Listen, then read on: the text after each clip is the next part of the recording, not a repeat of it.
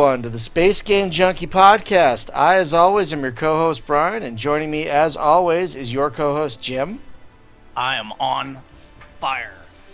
It's awesome. What is that? I don't know. I got so many planets on my screen, I don't even know what to do. Oh, so you're playing the game too.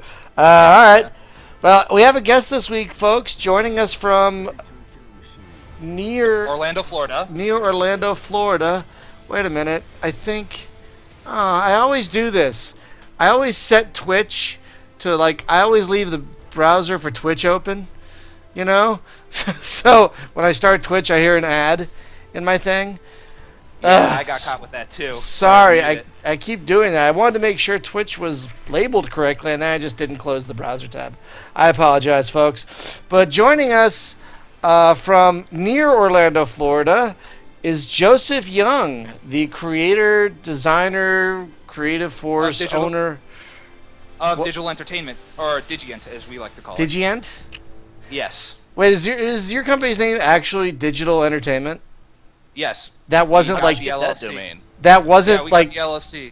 That wasn't taken by anybody else. Nope. In fact, if you what? And not only that, we have a cool abbreviation. We could also go with DE if people like that. We can get down to 2 letters. Yeah, but I like Digient. It sounds like a Japanese card game. That's a start, right? But folks, we're here to talk about a different type of 4X game. It actually has 4X in the name, but don't let that fool you. Yes, because people, you have to Google it, right? It's like Apollo. Well, I don't know what that is. So you put 4X on it, so it's like, okay, now I know it's a 4X game. Yeah. Otherwise, you get a lot of Buzz Aldrin. Yeah. So it's part of the internet. It's Digient speak, Brian. Work with it, right? Yeah. That's the one. I'm sorry. I'm not a part of the new zeitgeist or whatever. Unfortunately, we're not as close to Buzz Aldrin as we'd like to be. Yes. But we came very close. Yeah. So this game is a little bit different it's a lot different than a lot of other 4X games, and there's quite a few reasons why. Joseph, why don't you give us a quick rundown of what this game is and a couple bullet points as to why it's different? Sure. This is a 4X game that features trading and tactical combat. Specifically, you are in charge of an interstellar merchant company, and your goal is to buy goods at different colonies and sell them at other colonies. Use that money to manage your political empire, and then attack the ravenous race of centaurs that are coming toward you. And so as a result, it is a game where there is no passive end turn. You have to make trade routes at every venture, at every trade to do that. So if you can hit confirm there. And so it's a game unlike any other.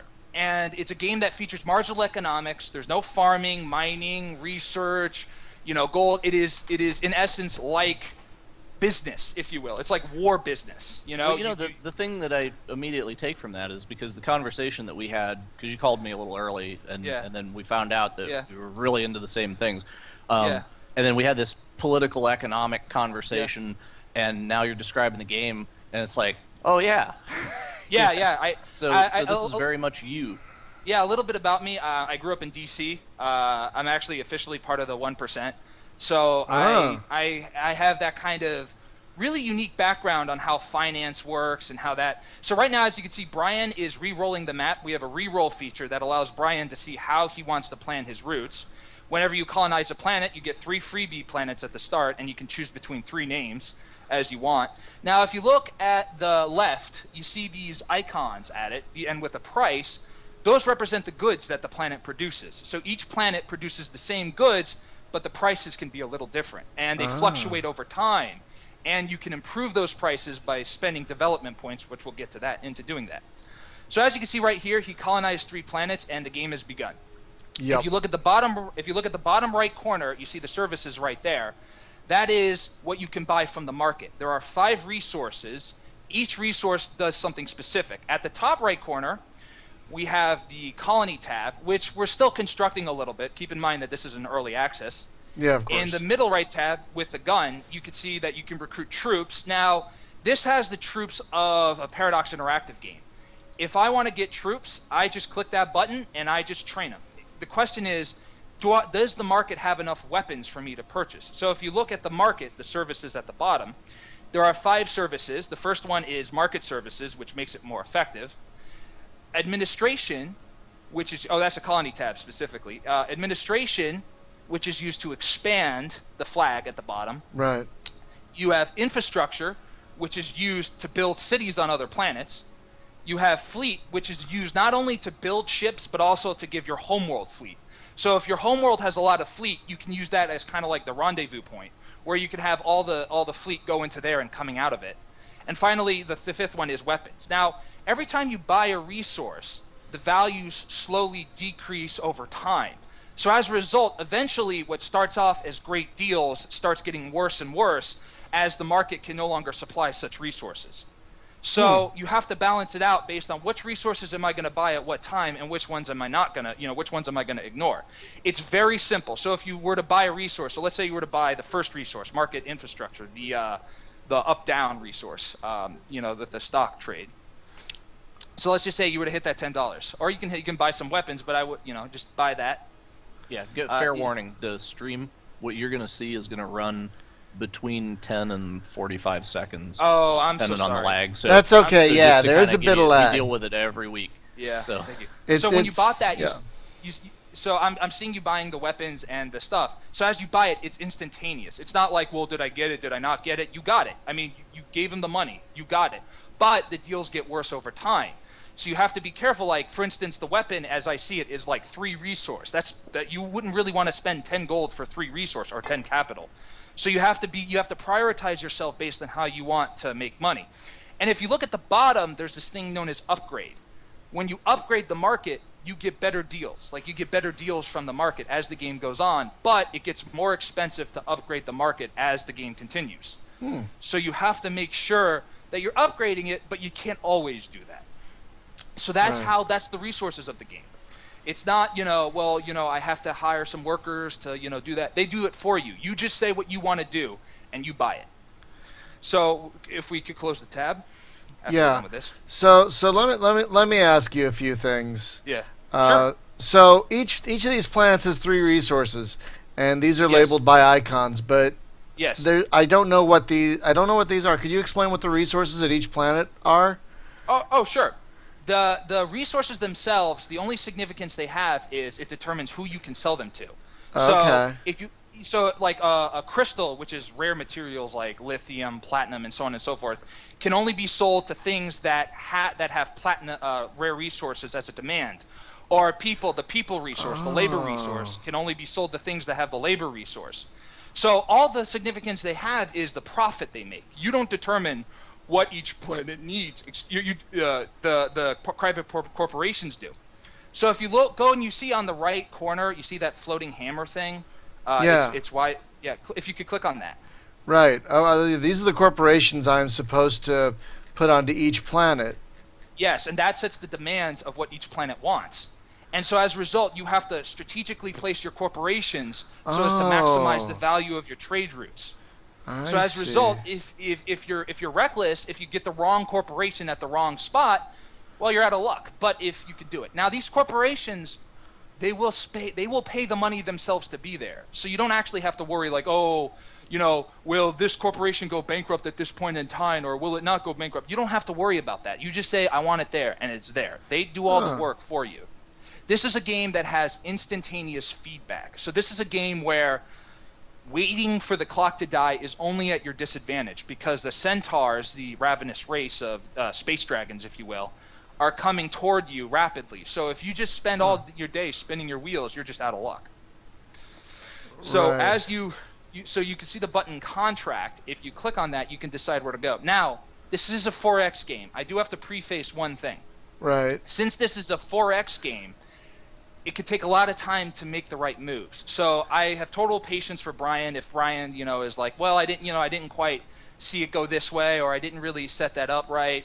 So it's totally okay if this sort of thing happens. But, I just want to give this isn't a let's play as much as it is like selling what this game is, so as to clear up any confusion. So now keep in mind that corporations can't sell to themselves because they'll just take it themselves. So, for instance, the Wayman-Newton conglomerate can't be put on Watson simply because, or it can be put on Watson, but it won't buy its own DNA. You have to ship DNA from another planet. Oh, I see. So that way it can make money. So this has a very, very, very strong trade element to it. Like I wanted to say, this is a game about trade and the politics that go behind trade, and so you're in charge of arranging that. Oh. So that's how that works. Now, if you could zoom into one planet specifically, doesn't matter which one. Okay, hang on. I'll zoom into Watson. Sure. Here, and there are two buttons when you zoom into a planet. There are two buttons: upgrades and powers. Yes. And we'll go over powers. Okay. In the game, you recruit nations on Apollo. Like you're forming like an interstellar UN.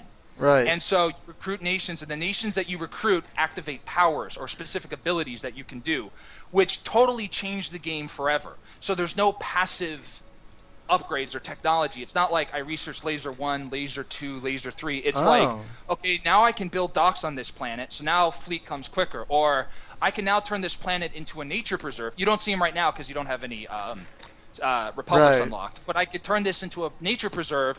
Now it'll give me a bunch of free cities, but I can't build on it anymore. This is stuff that's implemented. So when I describe these things, I'm not saying like some abstract, well, it may do this. I'm saying that it does do this. And anything I further elaborate on, I'll be sure it still does as well. If you also look at the bottom, you see that number right there, the 10? Yeah. That is the fleet. That's how much logistic capacity it has. So whenever a convoy goes to that planet, it sucks up that amount of fleet. So you have to make sure that your planets are well stocked in that value. Otherwise, you're just out of luck because you can't get there. You can't, you just can't travel. So you have to do that. Now, if you could do me a favor, and if you could click the upgrade button for me. Okay, hang on. Let me go to a planet here. Upgrades. This is where you build like cities and stuff. Yeah. Yeah. So wait. I have to see it like update. I'm sorry. No, that's fine. I'm caught in the lag group. Sorry. So I can narrate some of it. So there's this thing known as add cities. Yeah. Where if you add cities on the planet, that determines how many development points it gets per turn. Right. The more cities you put on it, the more development points you get per turn. However, if you've noticed, as you put cities, it gets more and more expensive to build on it. Like it requires more and more resources to find lucrative spots to keep things going. And the rate of that increase is determined on its grade. So if you look at the top, you see that Watson is a D grade planet. It's kind of like Star Trek and things like that. So if the planet is a grade A, you can put as many cities as you want. It's very cheap. But if the planet is a lower grade, you have to really throw a lot of money into it, which is why there's a specific city state known as the living communes, which allows you to put cities on it very cheaply. Like you can just, like that's their whole gimmick is now you can put cities on everywhere. Additionally, you see that anvil number on the top with a 0 on it. That is development points. That determines how many development points you have to do certain things. Now, if you've noticed, on the right, you see add fleet, and then you see add stellar net. I'll go into stellar net in a second. But when you add fleet, it increases the value from 10 to 15. Right. So, because it adds 5. So if you have 3 cities on the planet, and you get 3 development points per turn free, you don't have to do anything. You don't have to build movie theaters or like research labs or farms. They'll run themselves. But what you will have to do is direct how they're going to develop. And you do that either by adding fleet, building the stellar net, which is kind of like a space internet equivalent, or you could you can improve the demands and goods of Watson specifically. So right now you see the 3 goods it has. You can upgrade it, and that gets you better prices across the game. Right.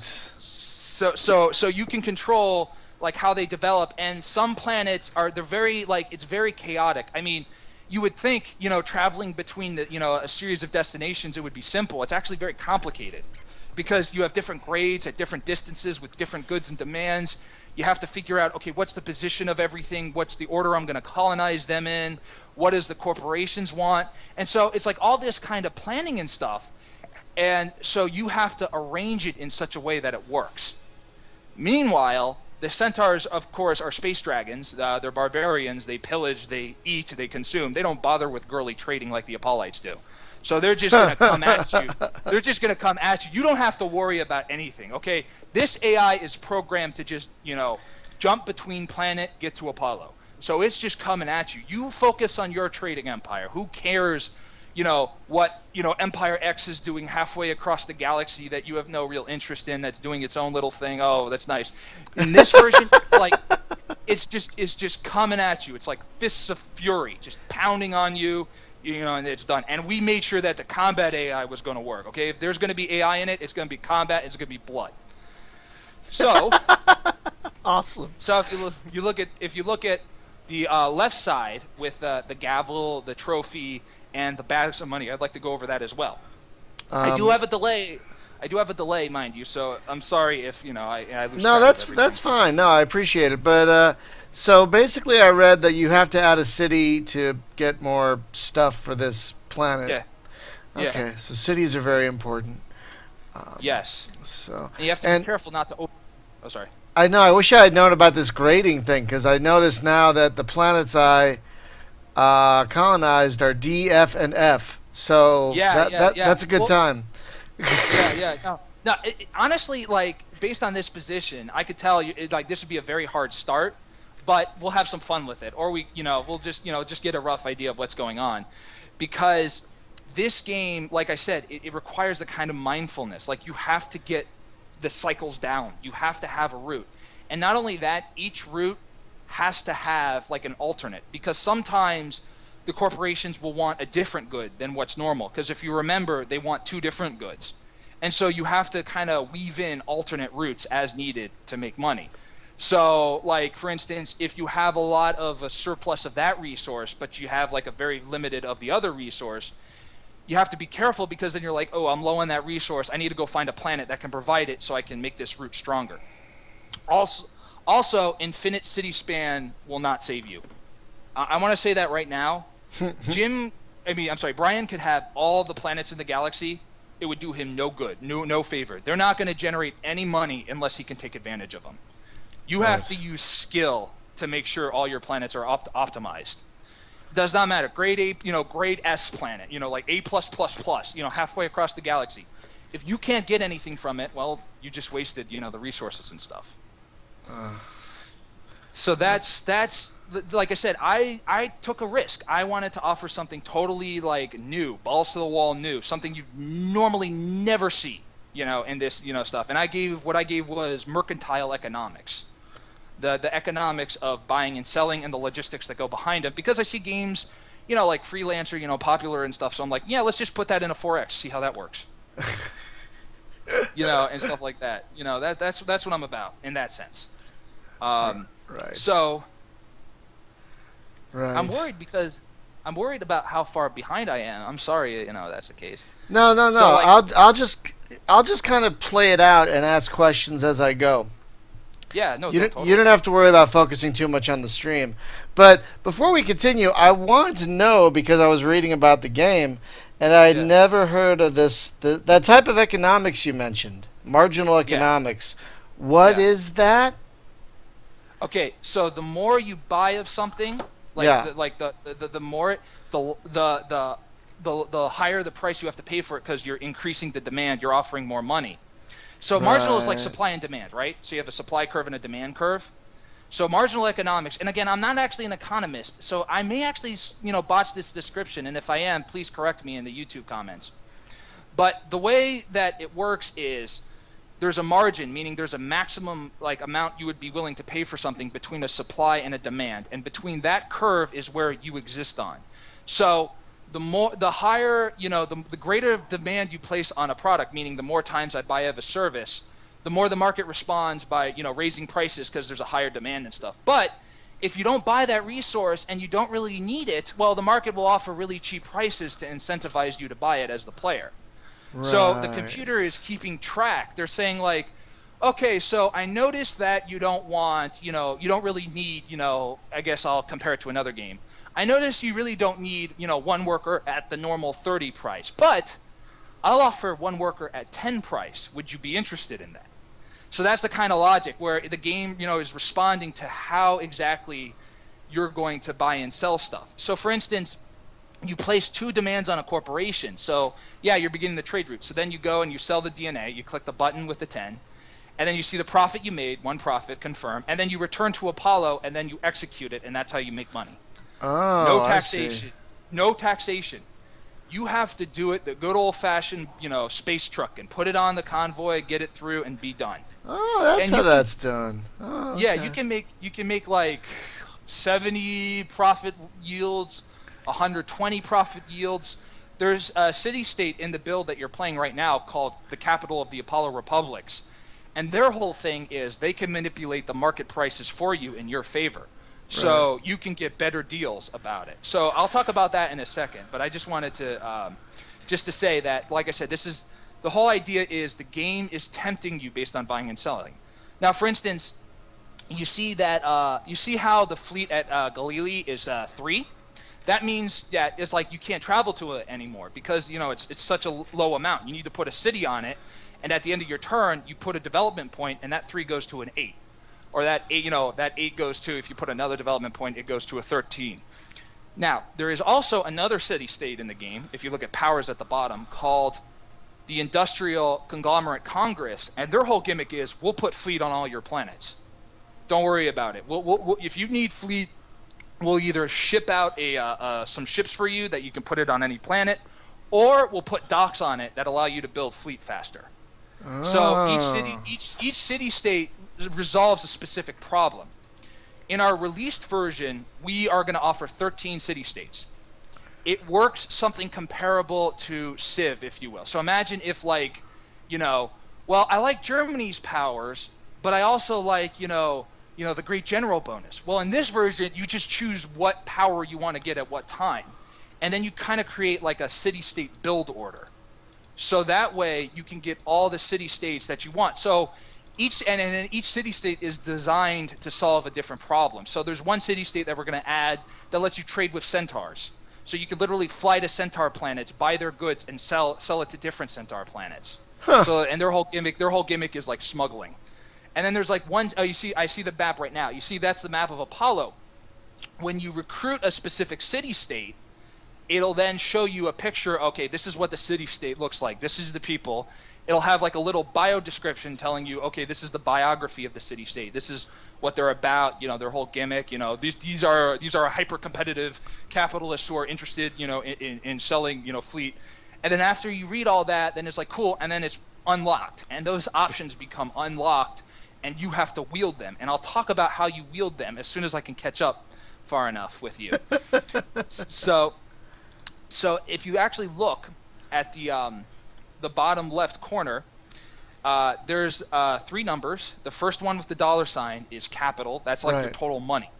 Money has to be transmitted to services. It's not enough just to say I have money. Prices are going to change over time. You have to decide where they're going to transfer to. The second one is clout, which is basically your political pull. So if you've ever played Master of Magic, mana, right? Sure. Like I have this amount of mana. That's mana. But this is like sci-fi mana.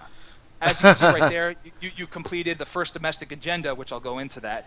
That screen will progress over time as you get more and more successful. And you've recruited the living communes. You can briefly see the hippies over there to show you what's going on. So you notice at the top there's a blue icon, right, that says Explore. So now that you've recruited them, you can now colonize unexplored planets where you can hit that button, spend a certain amount of clout, and then it becomes colonizable. So you've unlocked features of the game. And if you actually look at powers, you see that you've opened up 2 new powers. Preserve the planet, and the other one was rehabilitate the planet.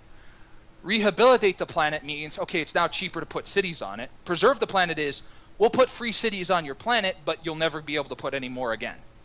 So you have like you have your way, you have your strategy in dealing with things. And so like if you're a player who's played it enough, you could be like, okay, I'm gonna get this planet, I'm gonna get this city-state because I have a lot of crap planets, and I'm just gonna use that to leverage the poor grades of the planets to my favor.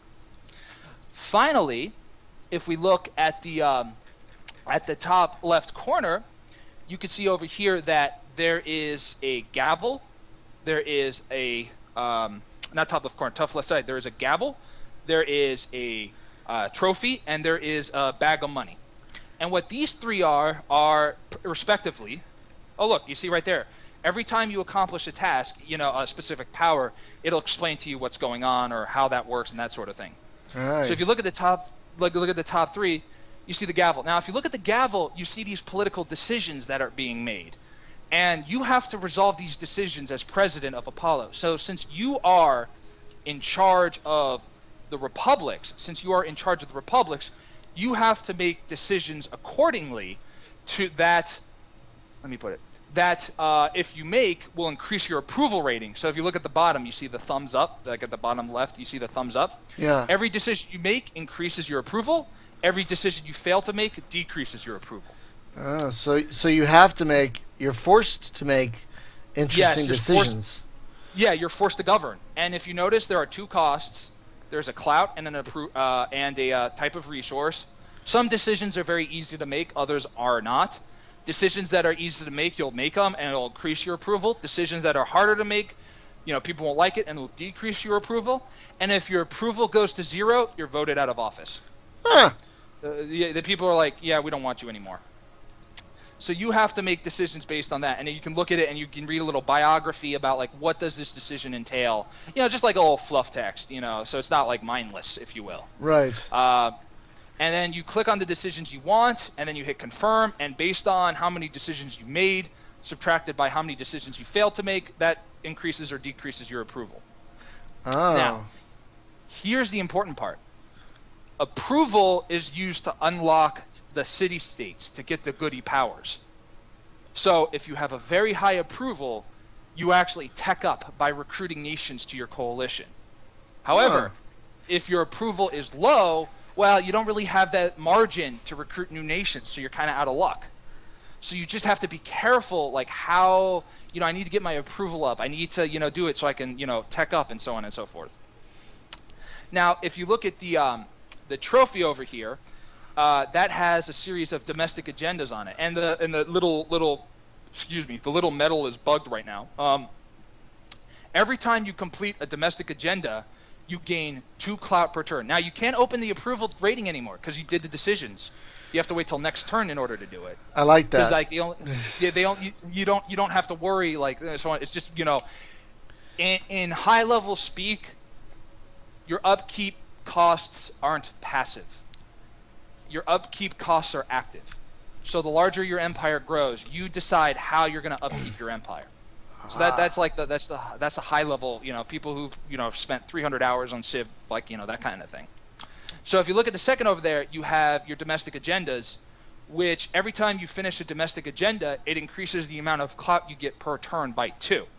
So if I, unify the republic, if I recruit more in city-states to my cause, it increases the amount of clout I get by 2 per turn. So you used to have 10, then you have 12.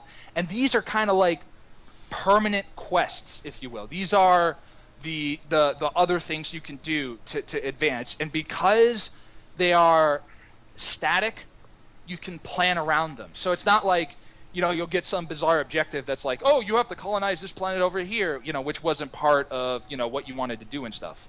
So you get to decide how you want to go forward and how you want to tackle these secondary objectives. Finally, if you look at on the left side at the third tab with the floating gold money, this is a very specific thing known as the Vault of Apollo. Vault of Apollo, you can take any spare money that you don't need and you can put it in the vault and you can collect interest from it per turn. So if I have like a huge stockpile of resources and I'm like, well, I have gold, and I'm like, well, I don't really need this. So what I'll do is I'll open the tab, I'll put the money into it, and then I'll get the amount per turn. Now you hit the colonize button at the top. I just caught up to that. When you hit the colonize button, you then could choose what planet you want to colonize to improve your trade routes. Now you want to colonize planets that not only make sense logistically, but also make sense based on the kind of demand your corporations needed. And you can cancel any time if you're like, this wasn't a good idea. And every time you colonize a planet, that increases the amount of decisions you have to make. So you have to be kind of careful, even not only if I grow too fast, I'm not going to make any money from it. If I grow too fast, I'm not going to be able to manage my empire, at all. Right. So as you can see up there, you have one planet with a 7 fleet, one planet with a 10 fleet. You could probably, if a Heisenberg has culture, you could probably pick a culture up and sell it there. When you do trade though, you should put all the demands on the corporation. You should probably take the corporations and just put them on there, because there's no penalty to keeping them on. They'll build it for you. So like you get to assign how you want the demands to maximize the revenue you get. Right. So it's about like you can put one on, you can put it, because they're private institutions. So you just say, hey, this land over here is open. You might want to go there, and they'll be like, yeah, sure, no problem. And you want to set it up so that the corporations that are there are close enough to the planets that exist. And this, like I said, this is very different 4X. Like stuff that would normally work. Like, well, I'll just do colony bum rush. If I have a choice between like a grade 13 planet and a grade 5 planet, well, I'll just get the 13. It's not like I need to do anything. I just need to put some factory, maybe a rush by a factory, and then develop it up. And this, it requires a different set of logics to figure it out. And this, like I said, I took a risk on it. People were saying like I wanted, more stuff. I wanted new stuff, So I thought, let's give it to them. Let's give them the new stuff that they're probably interested in. Like let's do something new, but make sure it works. That's the other thing. People can promise the moon. But does it actually launch there? Does it actually get there? And honestly, I'd settle for first space flight. So if you look over there, when you put money in the vault, you get like three capital per turn. So you ended your turn, and as you end your turn, you can see over there that little that bizarre spaceship over there. Yeah. That's an Eldarian fleet. That's a neutral fleet. They'll fly across the galaxy, and you can sell to them. So you can fly to them, sell goods, and then return home. So they're kind of like that, and they're also a domestic agenda. So the more you trade with them, the more clout you get. So they're kind of there, and so with the you don't have to deal with them though. That's the most important thing. So you see right there, it's like too far, that 10 and so on and so forth. So as a result, because you colonized it so far away, I mean, yeah, it's a high grade, but like you don't have like a logistics network to get there. Now if you see up there, you see that 2. You see that 2 on Heisenberg? Yes. Now if you were to get out of this trade mode, what you could do is you have 2 development points. You can then decide, okay, do I want to increase the fleet by 5 per each development point? Do I want to put the development point in the demands? What do I want to do with the development point? Like it's not amorphous. It's not like a amorphous thing. It's like you don't have to worry. So for instance, Watson over there, is right there. There's a little bug right now with the fleet display. I apologize for that. It's not giving you an accurate read on how far planets are. Now it is. So with Watson, you can then say, okay, let me increase its fleet by 10. So you double click Watson, you go to upgrade, and then you just like say, okay, I'm gonna increase the fleet. Boom, boom. So the planets will develop themselves. You just determine how they want to develop it. So I want to emphasize this. It's not amorphous. It's not, well, I got a 7.5% logistics bonus. Like I don't know what that means. In this instance, when you hit develop, it's instant. It's like boom, 5 fleet. Like it's there. You don't have to worry about it. So you don't. There's no. And not only that, for every turn, you're gonna get 2 fleet. You're just gonna get 2 fleet. I'm not 2 development points that you can use anywhere. You don't have to manage it. Like it's like you plop and then you forget it. So it's not excessive micromanagement as you grow your empire. So now, if I could catch up to you correctly, you have added 17 fleet on Watson, or I'm sorry, you have 17 fleet on Watson. So now you can travel there easier. Like it's easier to go there now because you have more leeway to do distance. So like I said, so if you look at Galilee, for instance, it only has three fleet on it. So you probably want to put more fleet on it. So you spend 2 development points, and now it goes to 10. And there's a city-state called the ICC, which specifically deals with, getting more fleet on all your planets. Huh. And you see the colonies right there. That's like I said, we're still working on this feature. I apologize, for the little icons, not meshing correctly. Like I said, it takes a, we're still in development. Yeah, of course. And so once you get the flow of the game, basically the game works like this.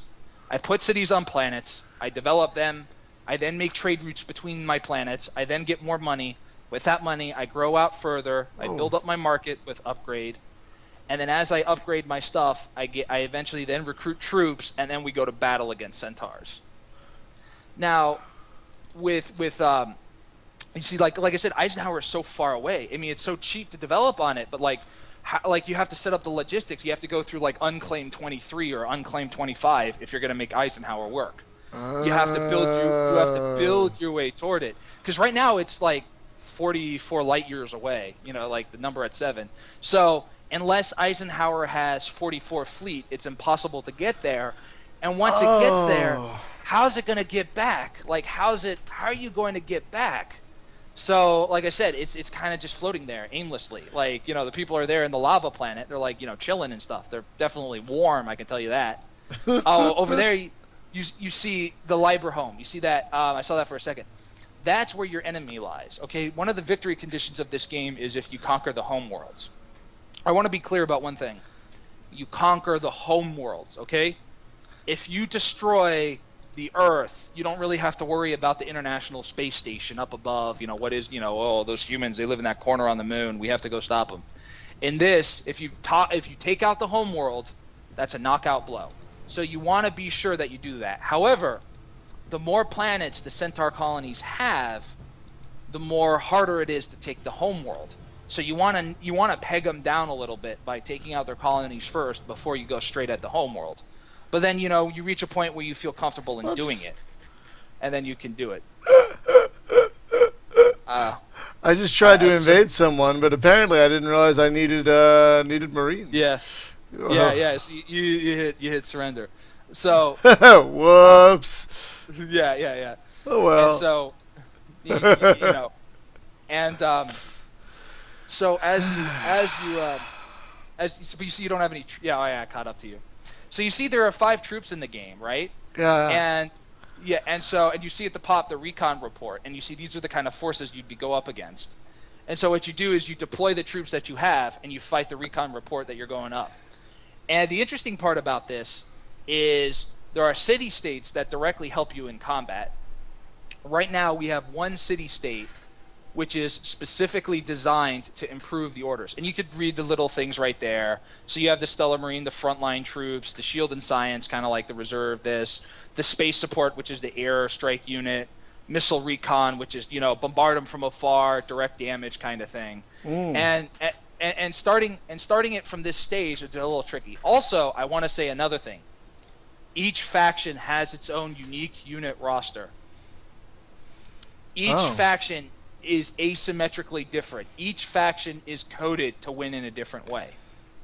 So the Liber Centaurs are designed as their whole thing is we're super buff, we're gonna fight you, we're just gonna beat you down.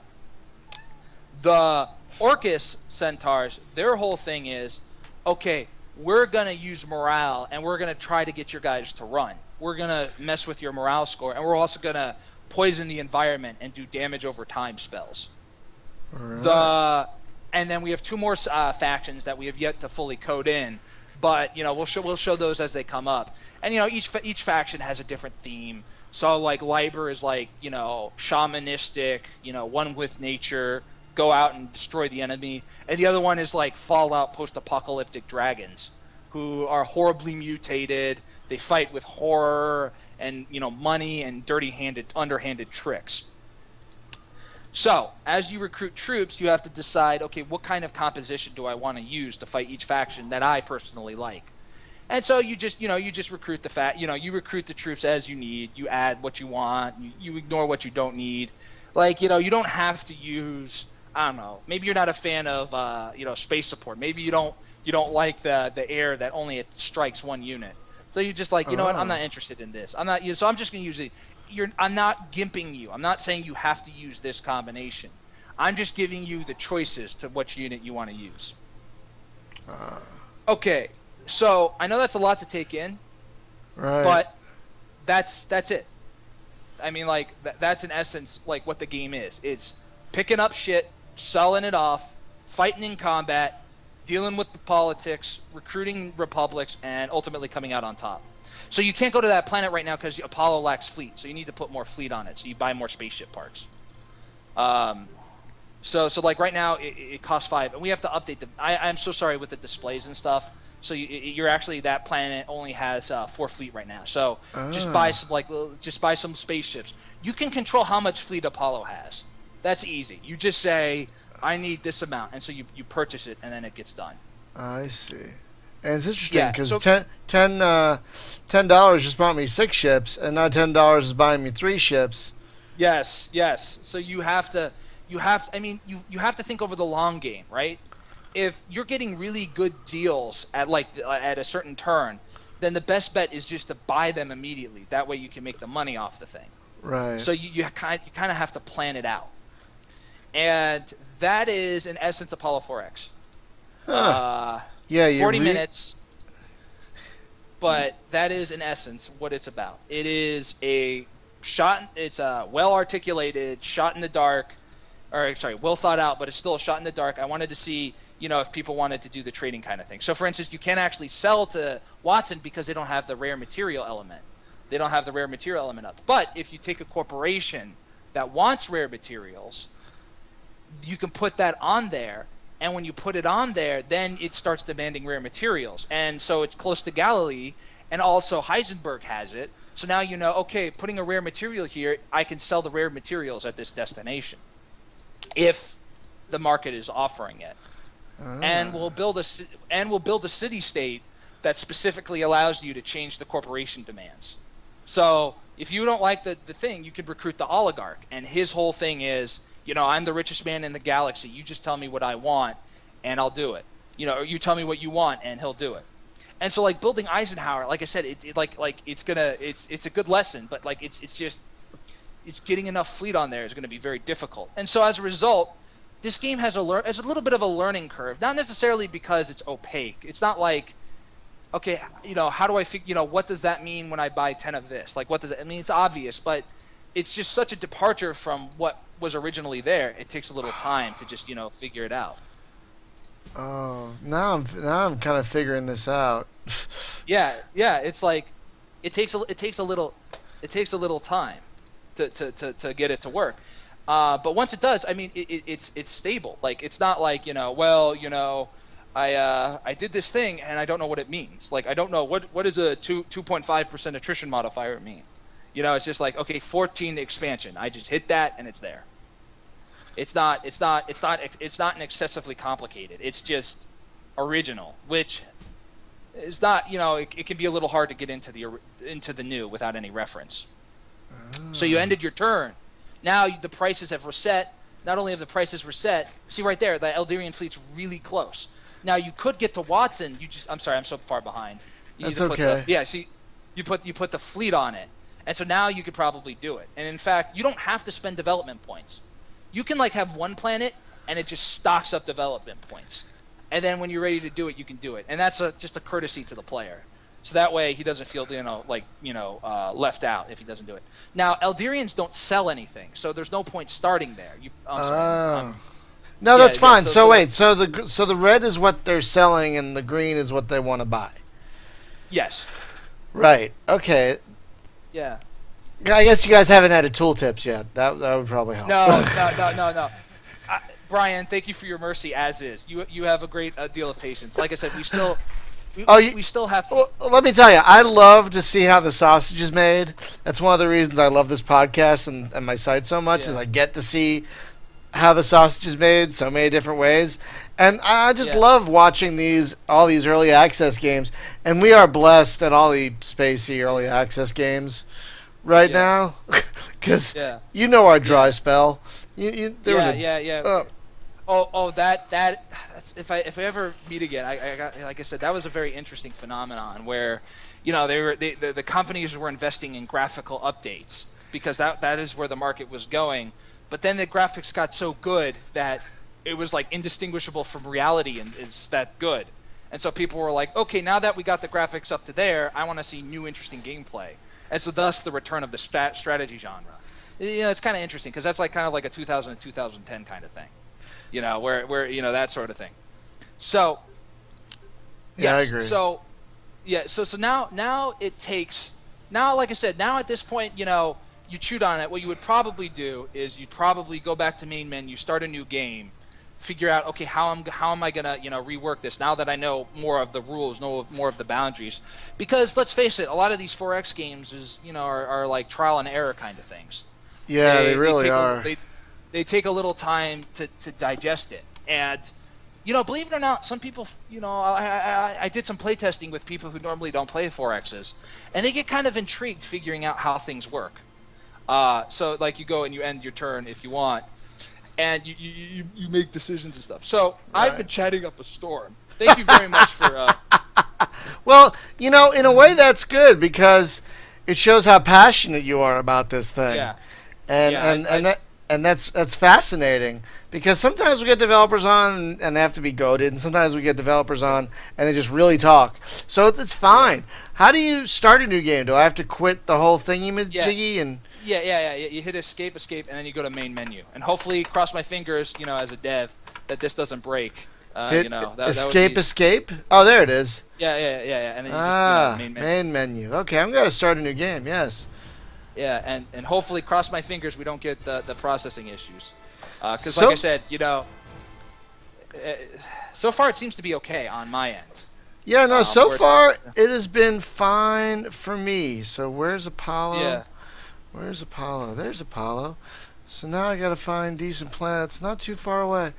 There's a C. I like C. Yeah.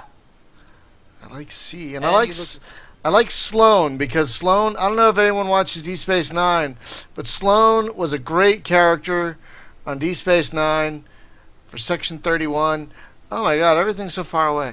Okay, let's see everything. You can also re-roll at any point if you're just like, you know what, this is not working for me. Oh, it's true. I forgot about the re-roll thing. Yeah. So I let the player start a game where he feels comfortable, and there's a little bit of a Skinner box phenomenon because you're always like, does this satisfy me? And so you re-roll, and then you get something that you just like, wow, this is I mean, I see your start right now, and your starts actually looks really good. I wouldn't re-roll it if you haven't already. No, I got a B and a C, almost right next door. Yeah. Oh God, that's a moneymaker. And there would be a specific build order that you would use. So this is like high level. Obviously I'm the developer, so I should know these things. You would then recruit. You would then recruit the capital city state, which doesn't improve your trading abilities, but increases the amount of your money is worth. So you would recruit that city state, and then you're like, you'd make a lot of money and stuff. And I see your new city, oh wow, that one's even better. So yeah, you have Jackson and you have Sloan, which is coming up. I apologize to the audience, I'm a little behind. That's fine. That's fine. And you recruit, and so you do that. Now make sure you put 2 corporations on each planet because you can put 2 on. Oh, is that what I was doing wrong? Yeah. Yes, you were putting 1 on. So it made no sense. So you could put 2, and so now you can put 2, and so now when you put 2 on, you could sell stuff. You have a lot more flexibility as to how your routes are going to work, and also you could get really complicated routes.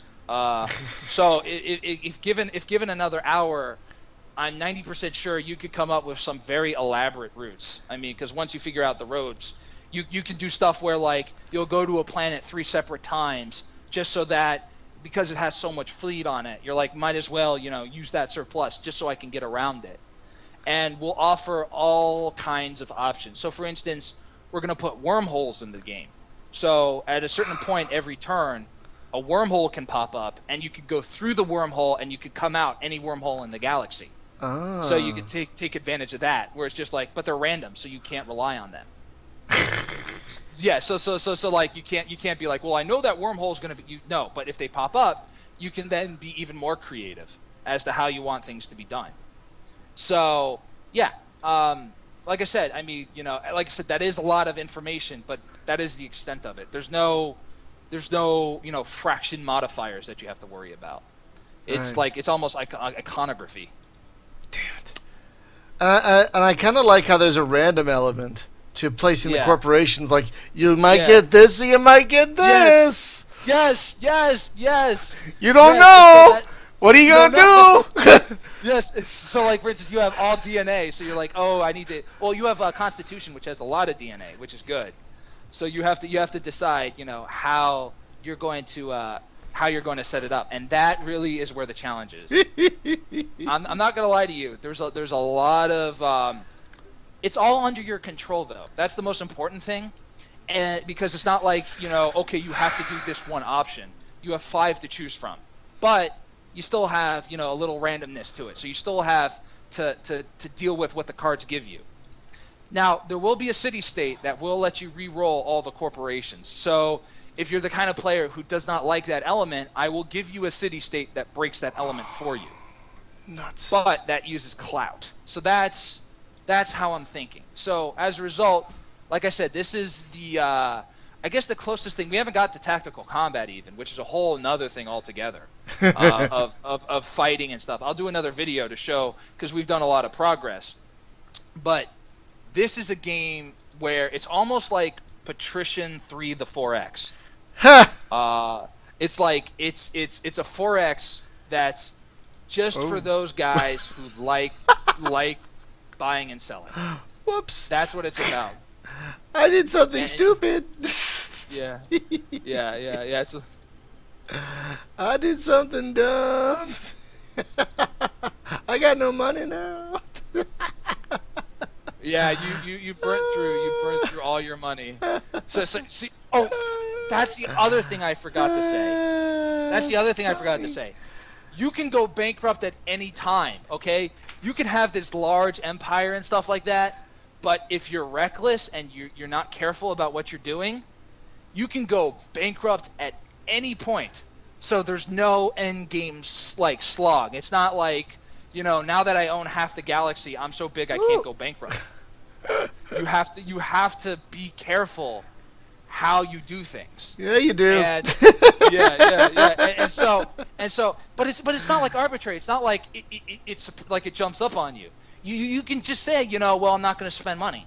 Like, you have that kind of agency that I really want in a strategy game. I wanted to make a strategy game. I wanted to make a game that was primarily about making the right choices. Like none of this. I don't know what's going on. Like what does this mean? What does that mean? It's clear, hard, and dry. Do this. This is your consequence, or this is your good outcome. Even combat, there's very little random in it. All the combat does is it shows, okay, who's fighting who under what circumstances and what orders am I going to make in order to do it. And there are hero units, and those hero units specifically have a little randomness to it because they're heroes and they operate under that logic where it's like, damn you, Legolas, I can't catch you, you're too good. So you have that. Oh, and I'll let you recruit your own heroes too. So don't worry about nice. that. You can recruit your own hero units, and they can, kick ass as needed. Oh, nice. That's very awesome. Yeah. So and like I said, for some weird reason, like is the value updating? Because you should be able to get there at 4. I don't think the fleet values are updating. Again, I apologize. That's okay. For that bug. Because like I said, if the fleet value has a lower value than the distance, I think they are a little farther though. And like I said, it's good to get this kind of, Sorry, I lost. I lost. Yeah. No, but Brian, you can play the game as much as you want at the thing, and you can probably figure out how you're gonna tackle this. It's actually we have a guy from Full Sail who plays it, and he's like, this is pretty good. I like this. I'm able to do this kind of thing, and it does thing. It's just, like I said, it takes a little, how do I put it? It takes thoughtfulness, but to be fair to the gamer, it's a little original, so you have to figure out how you're going to do it. So, like, you hit end turn, and then you see the resignation screen, Now it came up to me where, this is, we actually took a picture of what it was like to be the president when you're giving a chief of staff meeting. All right. So as a result, we put it back so you could see kind of the ominous thing that emerges when you're in that situation with the cameras and stuff looking at you. People wondering what is wrong with this person. Yeah. It's funny. Yeah, it is. I mean, this is all right. So I want to be clear about one thing. This may be sci-fi politics, but an emphasis on fictional politics. Okay? If there's any kind of, relation to reality and stuff, then I as creative director at Digient screwed up. I want to take you into like Star Wars, or Emperor Palpatine, on the throne, snickering. I don't want to get you involved in that. So that way, you can get involved in that, because I really do think games should be an apolitical construction. I really do think that this would be the place for that kind of idea. So that was one of my intents behind that. Right. All right. It's interesting. I started a game with no money. Oh, you got to be kidding me! Because it's a bug. I am. Oh.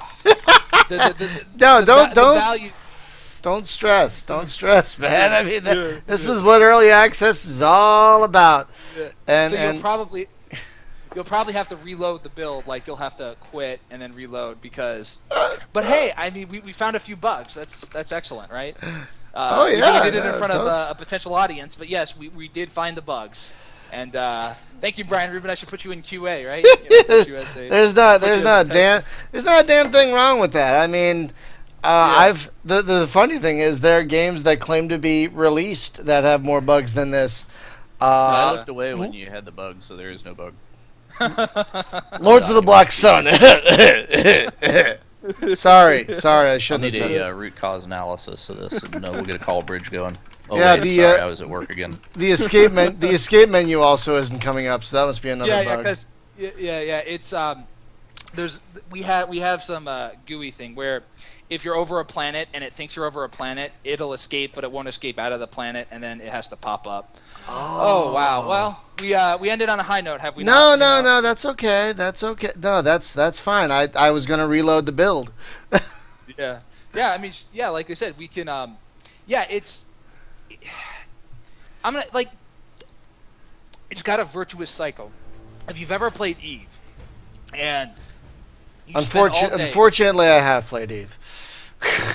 If you like Eve, this is the kind of thing you can get into, because it's like, you're mining the asteroids, you're kind of carefully monitoring your multiple accounts as to how things are going. Like 2 accounts up, and you're just like, okay, this guy is doing this guy's freighting. It has a very grindy cycle to it. Right. But since the parameters change every route due to the nature of the RNG, you have to do like a little amount of thinking, and that extended over a 2-hour period feels great, because you have to like change your route. Like a slight alteration of your route means a long-term change in the route. And excuse me. So as a result, it's kind of like, how am I going to make the most profitable, routes in that? And we want to add a lot of city states, especially because we want to be it so you have 13 of them. Okay, you decide how you want to win the game.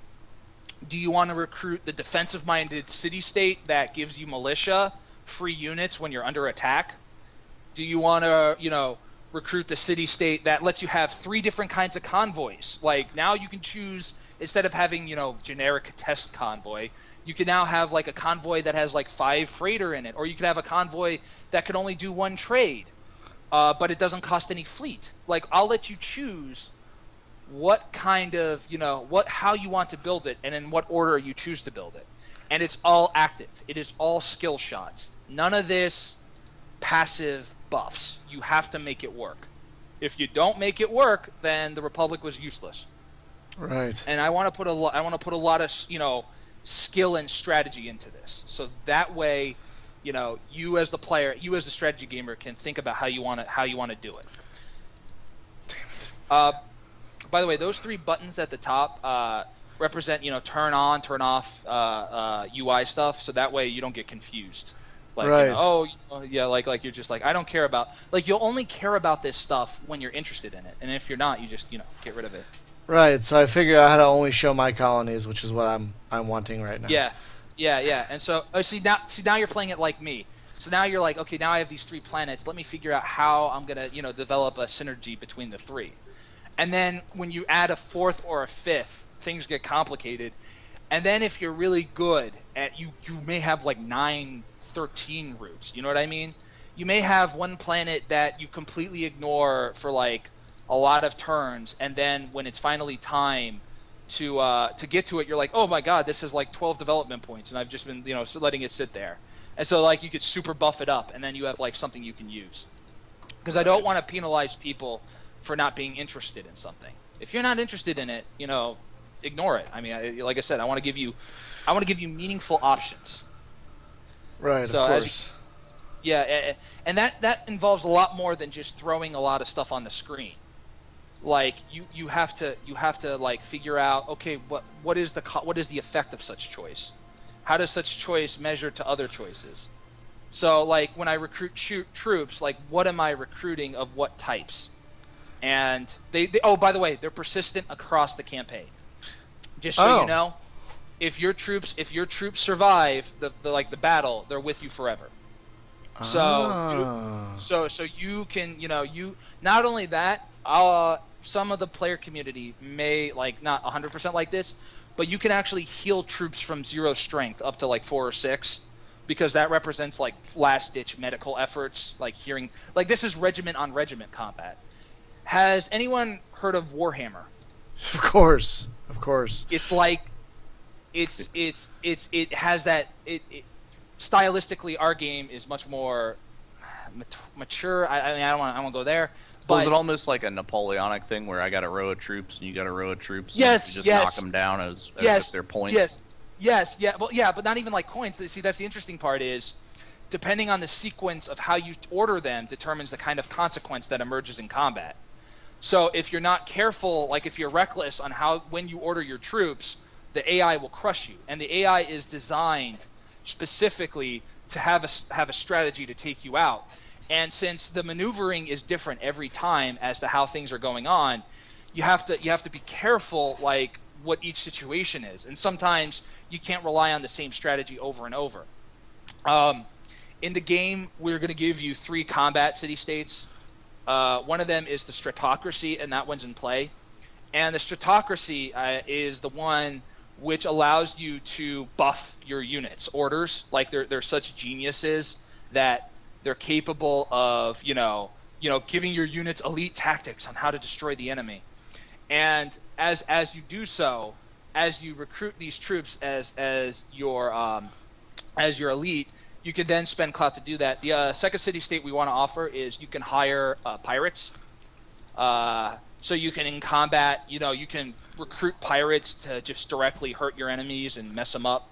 The third city-state we want to offer is actually we have 4 combat city-states planned.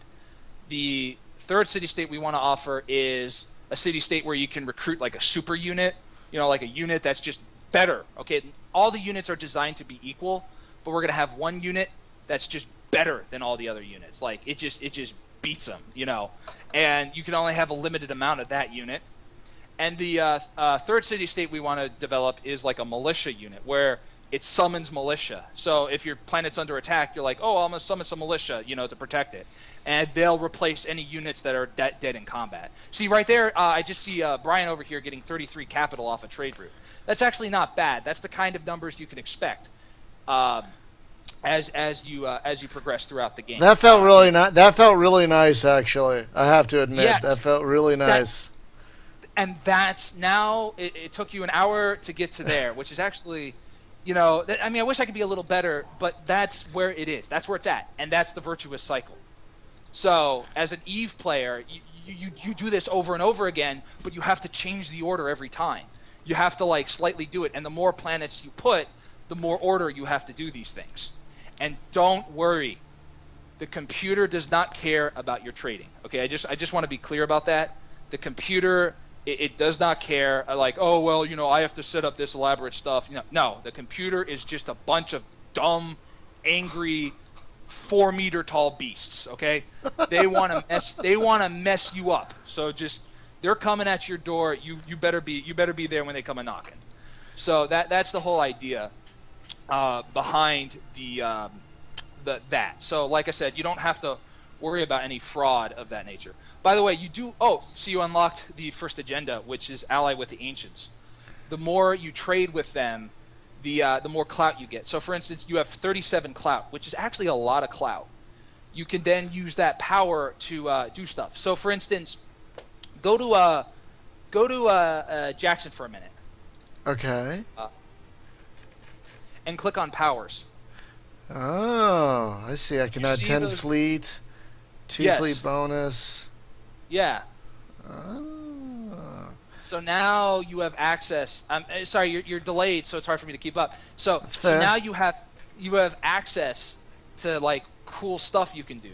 So, for instance, if you activate the shipyard one, and you can now get like 7 fleet instead of 5 fleet, multiply that by 6, that's 35 fleet, okay? That literally could make the distance to that planet A planet you had over there. And so you can do all sorts of like, cool stuff. So now, and also you have another one where it's like, oh crap, I don't have any development points. What am I going to do? You can just be like, oh, I'll just lease ships. So you pay 8 clout and now you get 10 fleet. They're designed to be game breaking. Okay, all of these powers are designed, but you know what? It's funny you brought up Master of Magic earlier because a lot of people complain that game is imbalanced and there's some game breaking problems in there. But that's one of the things I like about it. Like, who needs full balance? You want to be able to wreck shit. Yes, so you can game break anything you want, and what I mean is what it's designed as a designer is screw the rules. You know what I mean? Nice. Like I operate on my own logic, and like I said, those little 3 powers make all the difference in how money is made. So for instance, and I wish I could make this more obvious, the city-state you recruited, specifically ICC. You get money for every fleet you expend. So even if you just were to do nothing, you would get a small amount of profit. So as a result, if you have like these lot of fleets and stuff and you're doing all these like bizarre routes, well, you're going to be rewarded for that because you chose the fleet city-state. And each city-state is very stereotyped. So like, okay, so this city-state does this city-state does that city-state does that. You don't really have to worry, like it's obvious, like it should hit you in the face as to what each city-state will do. We also, this is something I should have brought it up at the beginning. We're gonna add a non-violent victory condition in the game. Oh, that's good. At first I thought, I don't know if it's needed, but I heard enough of a voice to say, okay, if you want a non-violent victory condition, we'll allow it. And what we're gonna do is we're gonna create the Oppenheimer project, if you will, where you build a super weapon which the centaurs cannot, defeat, and as soon as it's deployed, you win. So we're gonna make up a mechanic as to how you build the super weapon that allows you to dominate everybody else. So that's how we plan on doing things. By the way, I've noticed that you have 6 development on all the planets. You should probably spend those development points adding fleet if you can. Oh. Because they're not going to replenish fleet unless you specifically tell them to replenish fleet. Oh, I see. So that because like maybe you don't want it for fleet because there are some planets that have so much that are so rich that you're like, I don't need fleet. I'd rather just get better deals or better money and stuff. So right. you add the development to it. So I and like see. see and one of the most important things, and this is coming as a gamer, okay, a gamer who enjoys 4X games, and that is all that is necessary to be a gamer in this industry, is to enjoy games. It does not matter what genre, you just have to enjoy games. As a gamer, I wanted to make things that work as intended. So I want to make things that if I say it does X, it does X. None of this, it's an elusive thing that can happen that we narrate and stuff. No, it's like, this is what happens. If you hit this, you get this, okay? Like direct cause and effect, so you can have the strategy. Because I want to sell to the gamer who would like those old MicroPro style games, who are all about the strategy. Like, okay, how am I gonna get this this time? What kind of build am I gonna be? So, for instance, when I played Master of Orion 2, I would always play a spy race, even if I knew it wasn't effective, like it wasn't maximized. I would always try to redesign my race so that it could just do good stuff through spying. And that's what I want to offer. Like, I want to offer alternate victory paths, so you can decide how you want to win at what times. So that's how I see this go forward, and I can do it because whatever I design will work in code, okay? Like all of this you see right here, I mean, this was put together with one coder. Oh, wow. Just one dude, okay? I don't code, I design, and I have to pull my weight. I have to make that coder be able to do the work of 5 people. By the way, Brian, if I may give you a little gameplay tip. Yeah. Make sure that when you're trading that you sell both demands at once, because you have 2 spots available. So that way you can maximize the money, because you don't have to just sell at one. You could sell at both. And so when you sell at both, then the order starts changing. Things get a little more complicated. Okay, how am I going to do this and stuff like that? And since this is a single-player game, which, by the way, a lot of 4Xers are into single-player, you have to decide. Yeah, you have all the time in the world to decide how you're going to do it. You get to choose how you want to do the trading that you desire. There's no super complicated, oh God, hurry up, that kind of thing. You decide to do it. The AI will give you a challenge as you need. By the way, your fleet's a little low. I'm sorry. I'm so sorry I'm behind. That's so make sure to add a little spaceships to it, so that you always have enough, like a little buffer, like a little belly fat on Apollo. So that way you can come to it and get back to it. That's probably a pop-up tip we need to add. Like I said, I'm glad to have 2 QA testers privately, their private session to help me figure this out. So that way, there's no confusion as to what's going on. Like I said, there is a skill curve. Eventually, things get really, you can get really good at this. Like the way the game is designed is, when it's released.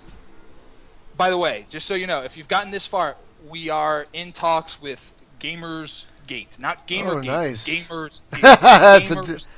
That's a different Gamers thing. Gate. Those God bless those Swedes. They really, the Paradox Interactives, Europa Universalis, Crusader Kings, a lot of good times in my childhood have been had by them. Right, that's who owned them before they split off, was Paradox.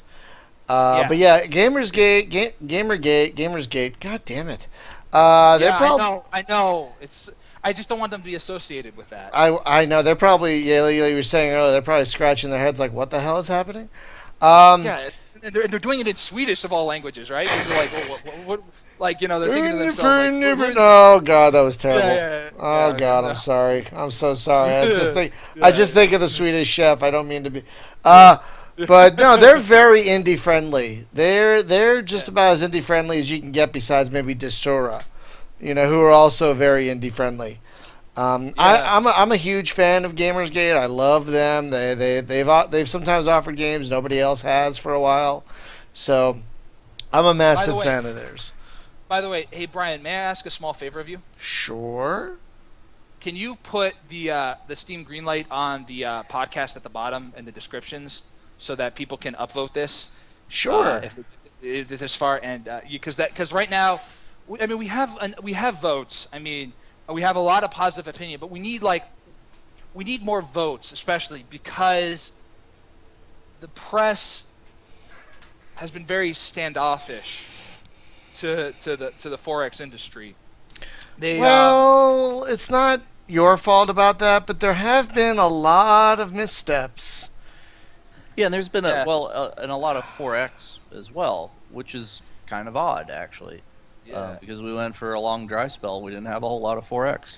Yeah, we got Endless Space and then Endless Legend, not like a year apart. Yeah, right. I'm just talking about Space 4X, and there's been a lot of just mediocre to not very good. Yeah, what was that one that we got on Steam and it's like we loaded it up and was like, oh god, and just never looked at it again? What was that thing? Was that started with an S? It was a spin. No. That, don't get me started on Star Drive. But there's a spin-off. It was a spin-off of another game, and the combat was terrible. No, Jim, look it up. I can't right now. But I know what you're talking about. But there have been games that have been just mediocre and boring, and there have been games that have just been buggy as hell and crashy. Yeah. And there have been some games. There have been some decent ones, like Distant Worlds. I always bring that up, but that's one of That one's amazing. And there are some other ones coming out that look fascinating, like Imperia, which looks great, and this one looks different. Because you guys are trying to do something a little different than the typical scout, colonize, stuff, which is nice. Because so many people try and do that same formula that Master of Orion 2 and 1 kind of perfected. Yeah, it's like why go up against the guys who've already done it? Like, these guys. I mean, there's so much to that game that I just can't comprehend, and it's just much easier if I go my own way. Yeah, exactly. It's Horizon. Oh no, I don't think that was the one. There was another one that was even worse. Okay, yeah, that's right. Horizon was okay. No, it was like Star. Oh, for God's sakes! I know it started with an S. It did start with an S. What? Star Ruler? No. No. That one's okay. God, I've blocked it out. By date that I bought them, maybe. I've blocked it out, but yeah, we played it a few months ago, and it was just horrible. And you could tell someone just kind of threw it together. And I hate to say that about any game, because any game takes blood, sweat, and tears. But sometimes you'll play a game and you're like, why is this even here? Yeah. But I like that. Sorry, go ahead. Like I said, this is what I was thinking from day one. I wanted to make something that worked. I wanted to make something that just functions and original and can be done. And here's the thing: if you have something original, it could be like a small niche. Someone will like it and someone will play it. I mean, look at some of the game. Look at Matrix games and stuff. They sell very niche titles that are very expensive. Yet there's still an audience for that shit. Like I know people who are paying $80 for a Harpoon-like game, which looks amazing, but people are paying $80 for that, and that shows that there's still an audience, which means this game will find an audience because you're obviously dedicated, my God, and you have a very focused design, which I like, it really needs a tutorial, but I'm sure you're working on that. Yeah, we'll definitely add a lot more. It needs a tool. Yeah, it definitely needs a tooltips. Tooltips. Yeah. Gotta love the fucking tooltips. God, No. We got to add. I can't be behind every gamer, so especially you listening to this audience, I can't stand behind you, explaining how everything goes. I have to make sure that when this goes to you, my child can stand on its own, if you will. Does not need daddy behind it coaxing him, it forward. I want to give you a product that works. So your design process, right? Yeah. Like whenever you build this thing, How did you approach this at the beginning? Is it just like this is the kind of idea that I want, so I'm gonna knock some spreadsheets out? Have you ever heard of the idea where reality is stranger than fiction? Honestly, there's a concept known as telos that technically doesn't exist, but it does. So the Socrates was the first one to talk about it really in depth, and it kind of built itself up in the Greco-Roman world. It was very popular. And teleology, what it says, it's a form of knowledge where intent creates certainty. So for instance, if I say, your house is going to burn down, and then I go and I burn your house down, and then I say, voila, your house is going to burn down. That's actually a form of knowledge. And so what I did was, I know, like I said, this gets really designy technical. I'm a philosopher at heart. What I did was I created a series of parameters that would have a series of intents. So I said, okay, this is what I intend the player to do, and this is the tools I give the player to accomplish the task, and these are the difficulty parameters set to solve it. And I put those three together, and then I built it up from there. So everything I wrote, I made sure that it worked in design. So what I actually did was I created a flow chart, which would show how the player intends to accomplish things, knowing that he could go back at any point and go anywhere he wants. And it requires a lot of stuff, which if you ask a lot of philosophers and stuff, they're not so big on this concepts. But, I was able to use them to do it. And so now whenever I have code, it will work as it was in the written, because I wrote the script for this game. I just wrote it down. I said, okay, this is how this game works. These are all the rules. I mean, I just on Word doc. I mean, I've created like 50 versions of this before I realized I didn't need to do it anymore because it was so tight. And I said, okay, these are the rules, go do it. And the coders love like I had another group of coders, but the coders love it. They love it. They feel exhilarated because they know that if they code this particular feature, they're not going to have to worry. Oh, shoot, at Cogito, I see it right there. If you were to buy like a person and a DNA, you could then sell to expansion. Oh, it's too late, but you could then sell to expansion because like they have those two demands. So if you go to Cogito, pick up a person and a DNA, go to expansion, sell those two. Then at expansion, you can pick up that. So like if you could sell two at once, that's where the money's at.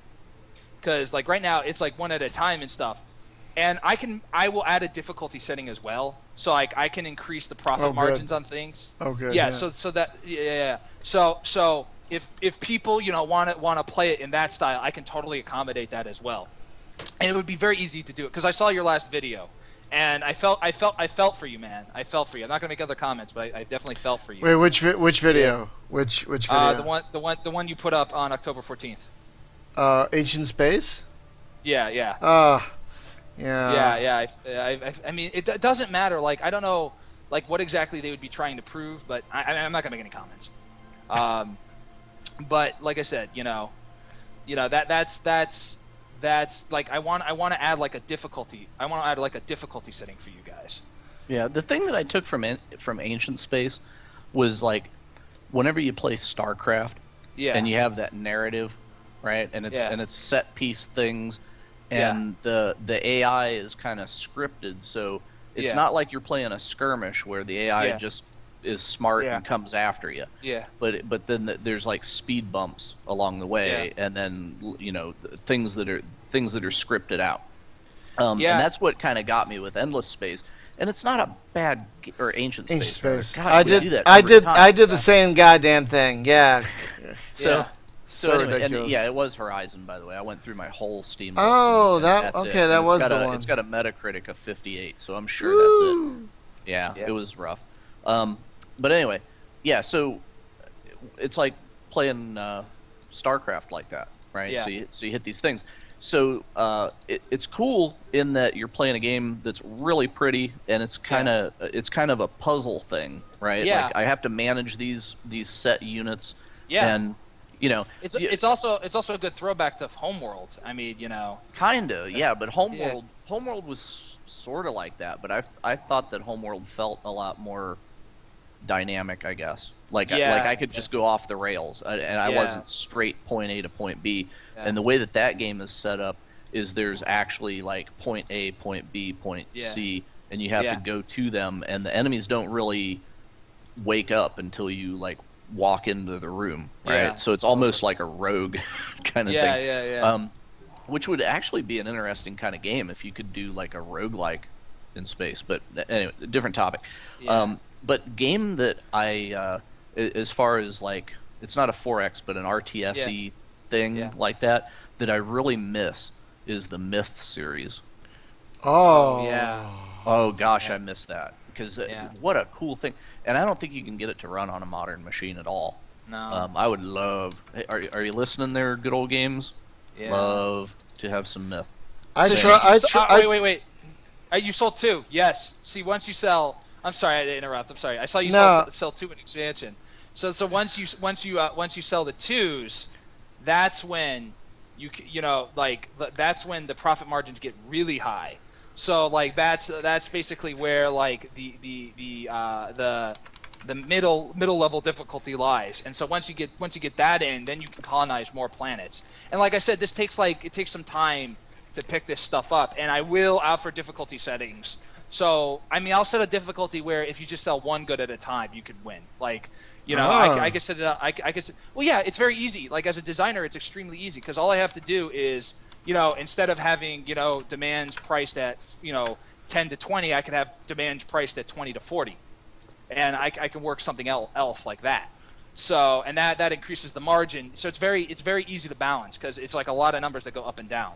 And like I said, that's where it's at. So, and because this is turn-based, you almost can take a leisurely pace and yes, you kind of have to, because my problem with gaming is that I have no patience. I have no patience at all, and so I just want to buy all the things and fly all the ships and colonize all the planets now, and I never can. Yeah. And so this game kind of forces you to be like, slow down here. You really have to think this out. You can't just kind of send 18 scouts out and throw a bunch of shit at the wall and hope some of it sticks. You know? Yes, and that's what I want to offer. You know why, right? Because I want to get you your 100 hours worth.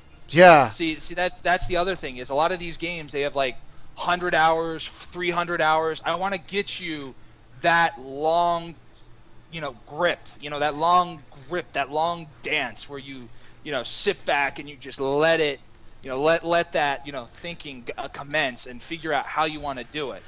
Right. And that's what I want to offer, and you can only offer that through genuine difficult choices. Right. I don't want to make a game where the moment you figure out how to play is the moment where the game stops being difficult because the computer cannot keep up with you. Game I want to avoid. Because at that point, it just gets kind of, boring because, yes, I know this is the best choice. The other game I want to avoid being is the game that you can figure out how to beat before you hit new game.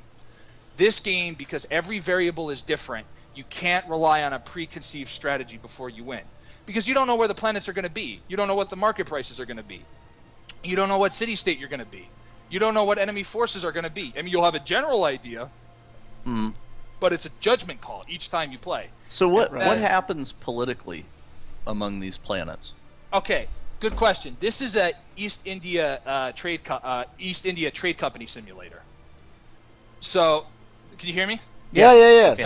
Listening. Yeah. It's an East India Trade Company simulator. So you are actually technically playing the organization that we overthrew in the Revolutionary War, and what you are is, you're not a government, you're a state-owned enterprise.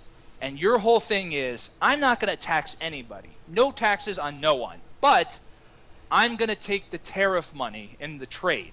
And with that money, I'm then going to fulfill all the roles of what a state would normally do.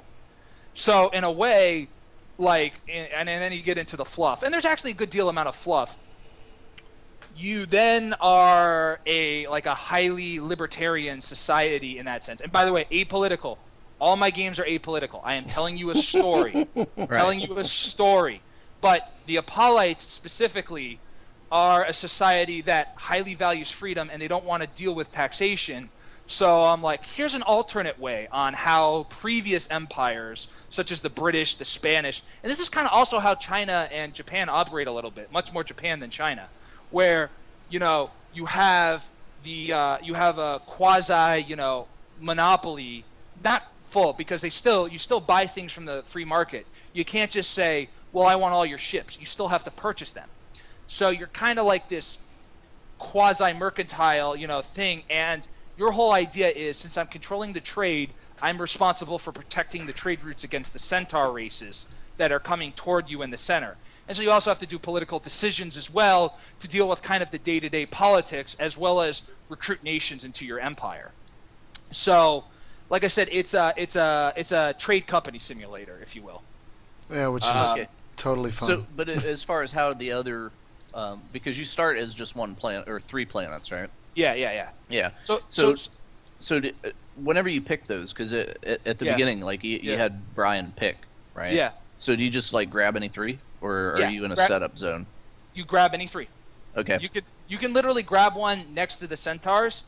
It's just there's no incentive to do so because you're not going to get any profit from it, and it's only a matter of time before they'll come at you anyway. So this is all back to teleology. It's like, why would the player do X? So it really doesn't make sense to do it. I mean, I'm sure there might be some crazy build, somewhere that somebody comes up with. Great, let them do that. Let them, break the game they want. And if they don't want to do that particular strategy because it gets boring, if they want to, take fire, chaos discipline instead of just, focus on the death strategy, let them do it. But when the most important, I guess the thing I want to articulate as well is, Apollo is a home world, okay? So it's like Earth, whereas the other planets are marginal worlds.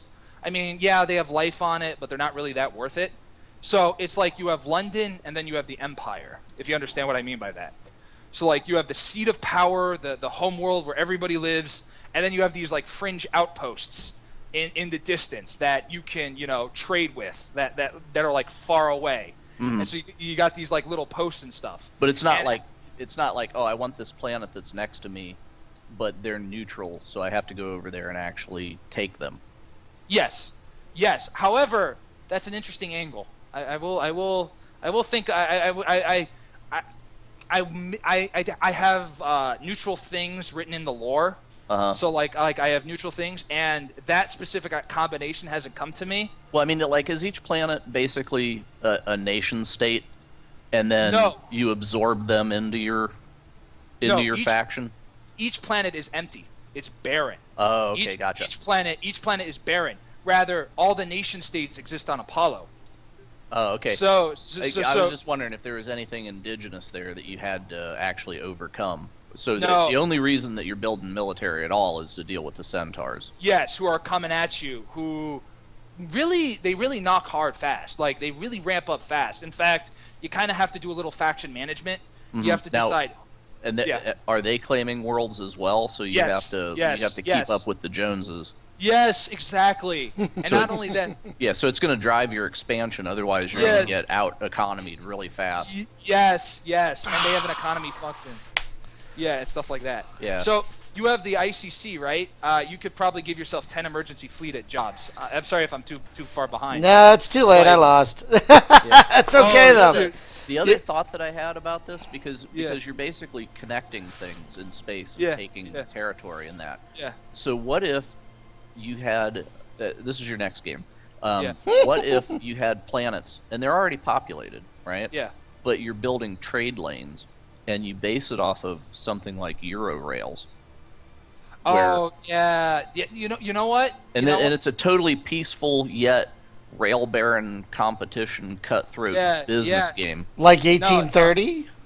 Yeah. No, I know what you mean. Because there are a lot of right ways to do games. Like it's not like there's only one way to do it. There's like a lot of right ways to do it. And in fact, maybe the stars are too much in my eyes. I was going to do a 4X, but instead of it being based on mercantile economics, I was going to do it based on feudal economics, where instead of having trade routes, you assign domains to the lords, and then every turn you have like a social event where all the lords congregate together, and then you have to resolve the social events, which determines how your empire develops. And like I have a script, I'm working on a script for that. So like I want to do new things, like just totally go out of the wall, box out of the wall, something like extremely new, something we haven't seen before, and I want it to work. Okay, make it work. None of this nonsense where I promise the moon and then I can't even get 3 inches off the ground. I want this to, at the very least, make flight, if you understand what I mean. Yeah. Oh yeah, totally. Yeah, that's what I'm about. Well, but that's the thing, it's like you set out some simple rules. Yeah. And then you build a dynamic game that's fun around that. Yes. But it's using sort of the board game model where because it's in 3D, it could be represented on a hex map on a table. Yeah. It could happen. Yeah, you know more than you know. Yeah, like let me put it that way. Well, give you perspective where I'm coming from. Right, I had a tragic hobby in the 90s that I wasted hundreds of hours on. I was writing I was a big fan of like Starflight and the video game, and then what was the TSR one that they did? It was Star. Oh, this Star is something, right? It was D&D in space, right? I actually know what you're talking about. My first gaming Starjammer? No, not Starjammer. It was Star Frontiers. That's yeah. Okay. So I was a huge fan of Star Frontiers, and then we played a lot of Rollmaster, which was Chartmaster. You know, if you ever played that, because it's like, oh, I'm shooting this gun, so I have to flip. Wait a minute, I think you said this on another podcast where like you keep track of all these bizarre 3-dimensional things, and the guy was at a gym, if I recall correctly. Forgive me if I'm wrong. Oh. I'm sorry. Did I ruin your story? I am sorry. No. It's I'm just thinking like, okay, so in the medieval version, right? Let's say you're wearing chainmail. Chainmail is armor type. Let's call it 17. Yeah. I'm in the ballpark. So it's armor type 17, and I'm using a spear, and the spear would roll on the chainmail table, or on the spear table. I know that I'm in column 17, right? Because I'm chainmail. Yeah. So then I roll my dice to attack, and the other guy gets a block, which is more math. And then what's left of it after the block, I search down column 17 to find what my remainder of my dice roll is. Oh my god. And that will tell me how many points of damage.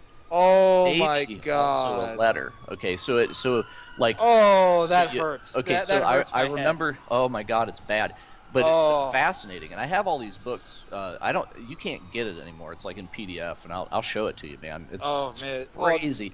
But it's a brilliance of design, right? Because I didn't have a lot of friends that I could play games with. Yeah. But I collected them because I devoured the mechanics, and I was just like, I gotta figure this out.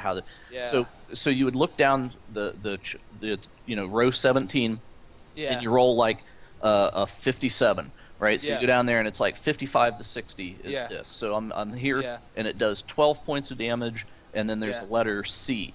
So that's a C critical, which means I flip to the spear critical, or well, it's a piercing weapon. So I go to the pierce. This sounds like a freaking like a complicated 4X, like, but you don't have any computer to do this for you. You have to like. It was like so you go to the spear critical. Or this sounds like a job that you don't get paid for. Well, that's why we called it, dude. This is why we called it Chartmaster, and we loved it. So you get to and the reason that we loved it is this, because you not only get the damage, but if you hit particularly well, then you get a critical letter, and then that is a different type of critical based on, is it a blunt weapon, is it a blade weapon, is it a piercing? Oh my god! Oh my god! Right. And because of this, because you're rolling on a spear table against chainmail armor, if you look against leather armor, the same dice roll. Hey, you make something like Shadowrun look simple. Oh my god. Right. So because they factored in that, well, chainmail can be pierced because it's rings, right? And a spear will go right through it, but leather will take more effort, so it will shave more damage off. So we're on chainmail, and I hit with that, and then I do like 12 points of damage, and then there's a C critical. So I go to the piercing weapons, and because the criticals are totally different depending on what they are too, right? Oh, and by the way, the magic system is the same way. Are you using a fire spell, an ice spell? Yeah. So, it's exactly like that. So you roll on the critical table, and I remember this one time we went into like Lair of the Ice Giants, right, which was one of the Iron Crown modules, and I pull my bow out and I shoot this giant. And I rolled a 66, which is an instant critical. It's just mad, right? Yeah. So I hit him in the back, and we go to the critical table, and it tells you specifically, I shot him in the left kidney. He's taking 5 points of bleed damage, and he will also die within X days if he doesn't get healing because. Like dialysis or whatever. This makes Dark Heresy. This makes the Dark Heresy core tables. Dude, you can do shit so specific. It's like you cut the guy's thumb off, and now you have a character that has no thumb, unless you wizard a thumb back on, right? Oh, wait! Brian just started combat. Oh, this will be interesting. Yeah. So as the Battlelite. So all right. So you see up here, you have 3 orders to choose from. Oh wow, you caught me off guard. You have 3 orders to choose from, and you can read what each order does. And so, as a result, it's kind of like a, it's a little bit like, God, I hate to say it, but Pokemon, where you have 3 different like 3 different strategies you want to use, and they each have different status. And so, when you do a strategy, it then sets the statistics. So, for instance, you chose total information dominance. So it says choose player. You should choose and then you click the Stellar Marine, and then you choose an enemy, and that creates a maneuver between the two. So you can then create. You caught me off guard. I apologize. You can then create maneuvers, so you can decide who's going to fight who by gathering information, and that's the specific order that was chosen.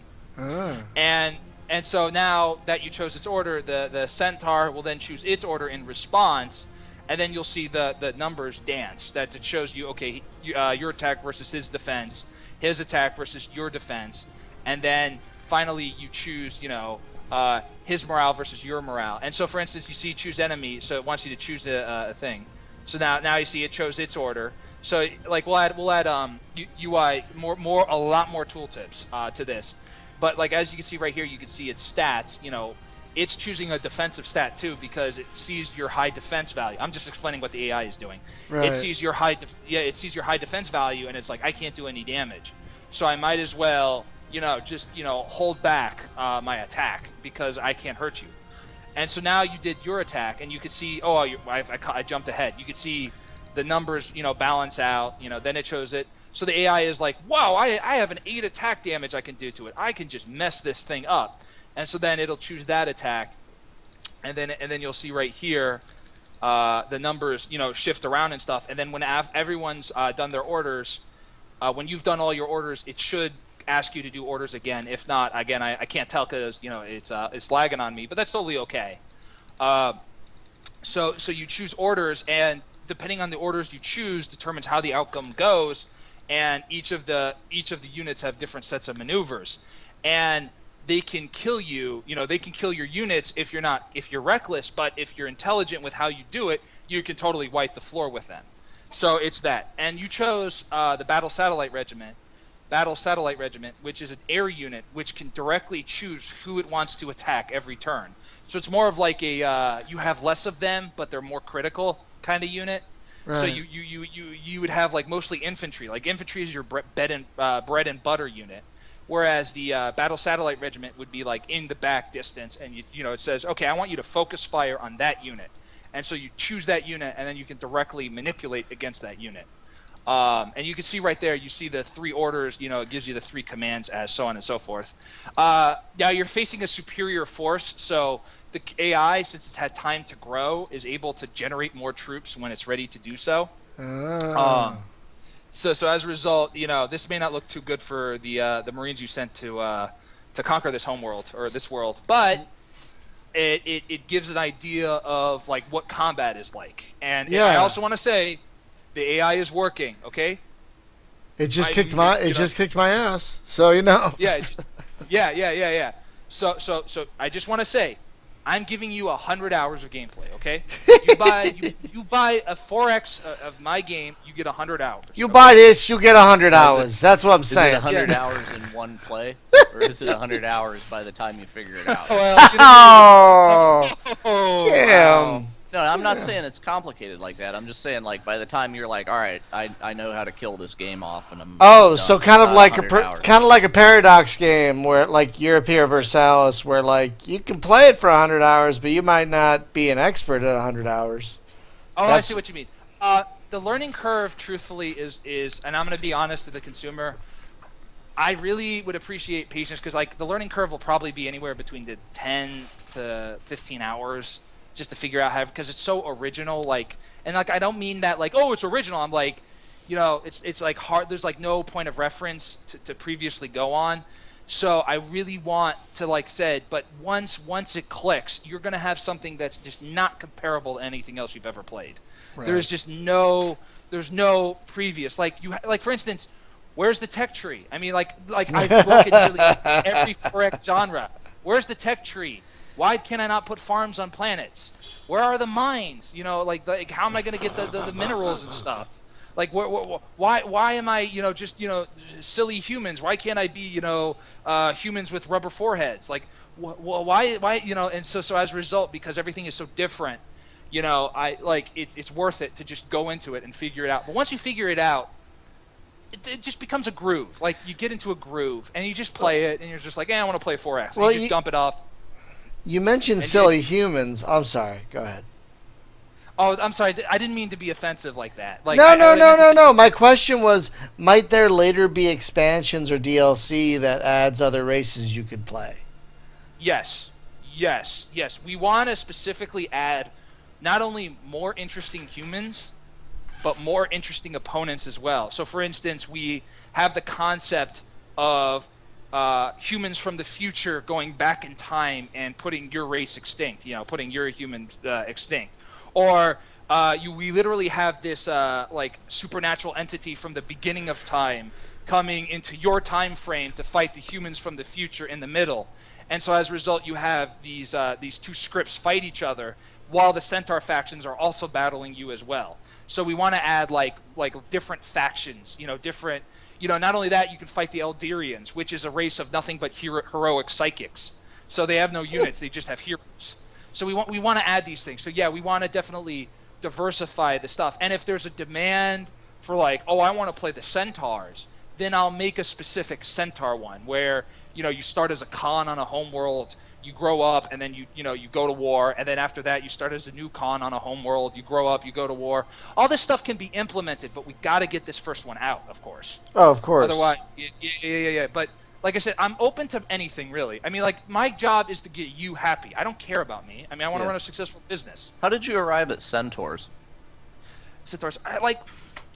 Honestly, they kind of, I mean, I can't say dragons because it's too obvious. I was going to call them carnos even, like, carnivores and stuff like that, but centaurs, maybe I should call them centaurs. I mean, like, they're basically, they're a race, like, if you know anything about Greek mythology, they're a quad, like, they're a bunch of humans who have horse feet, and they go and they cause havoc, and they're kind of orcish like, but they're sadistic, and that's what I wanted to create. Okay, because like most people would have went, take the trope, right? It's bugs, it's space cockroaches, and they just expand. Right? You have to just repel the bugs. Yeah. But I guess, well, with centaurs, I mean, are they changing technologies and stuff too? They're equivalent. Well, we actually have 4 unique races, but all 4 of them are centaur. Oh, okay. All 4 of them, and what that means is they each have their own indistinguishable factions. So they're based on the Horsemen of Apocalypse. Oh, are they all active at once, or you randomly get one and you don't know which one it's going to be? We may actually add a random feature. That's not a bad idea, but we're going to let you choose which ones you want to fight at what time. Okay, because just have like a blind feature, just no, I'm with you on the blind feature. So like I'll see if I can get that in. Like that one, I have to cross my fingers, make sure it's okay. So yeah, how close are you right now? Like the build that we've got, is it almost feature complete? What's interesting is and this is going back to Brian's firsthand experience, about 70% of production has been on UI. 30% of it is just features. Like, features are actually the easy part. The hard part is getting the UI to work correctly. So I had to do a frantic dash. Yeah, I had to do a frantic dash to get this whole thing optimized because we had significant trouble with the UI and stuff. What you see can actually be played to the end. You can even save it and go off again. We may have to do some more balance tweaks, some more UI polishing and stuff, but what you see can be played to the end. Like I said, what we want to offer now is more, or I guess more of the same in the sense, but not so much like, oh, it's, they're indistinguishable. I want to give you more ways to win. I want to give you like a faction, for instance, that lets you unlock other city-states temporarily by spending clout. So you have like the wild card city state that like you could say, okay, well this turn, since I'm going to war, I want to unlock the stratocracy only for this turn, or like next turn I would like the living communes and I want to do that one. So you get to like I want to offer more build orders. So it's like a talent tree from World of Warcraft almost, where like every time you unlock a new city state, you have more options in order to win. So that's what that's what's left to be added, as well as some polish updates and stuff like that. Right. Well, I gotta say, even in this early-ish state, this kind of beta, alpha, beta, gamma, I don't even know what to call it, state, it's very intriguing. And folks, if you want something a little different than the typical scout this, colonize that type of thing, keep an eye out for this one. It's coming to, you said Gamersgate. Yes. Any time frame on that? Well, We are actually. It'll probably be at least a month because we only have one coder. Remember, Oh, okay. You know, doing like everything has to be done on like one plow horse. You know, and God bless that soul, Zach Helms. He really knows how to get it done. So right. we have to, you know, constantly keep going it forward as we go along. But I mean, we're looking at a month to maybe 2 months. You know, around that range. We also want to get on Valve, so make sure to upvote us on Steam Greenlight because.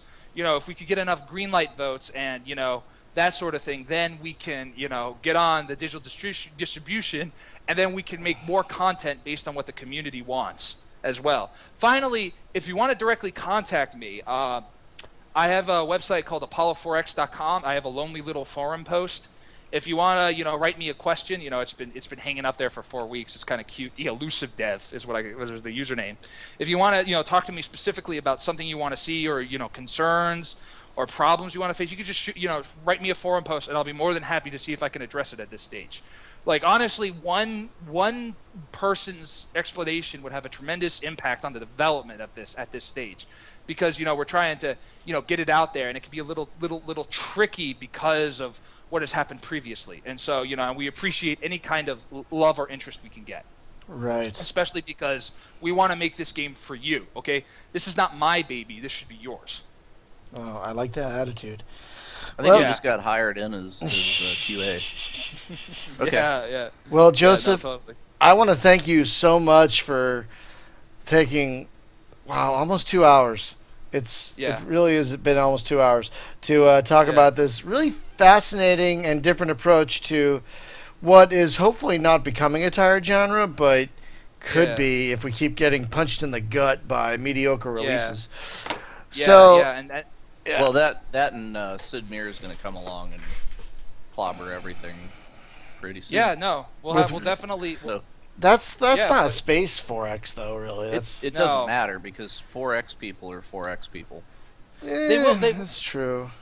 We are hardcore gamers. I mean, at the end of the day, we are gamers who, you know, want to see more new games out as well, and we're absolutely. I'm not saying there's not room for this. I'm just saying that there's totally you have a window before it, and then you're gonna have.